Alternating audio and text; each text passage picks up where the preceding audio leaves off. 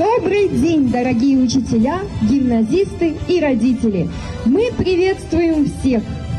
Гимназия для нас не просто школа.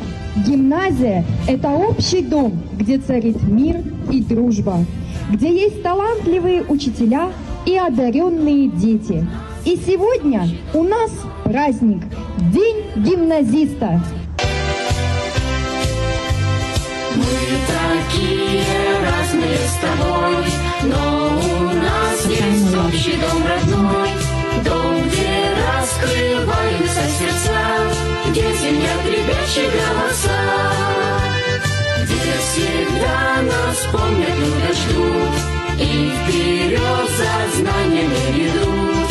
Это наша школа номер 3, что в лучах негаснущей зари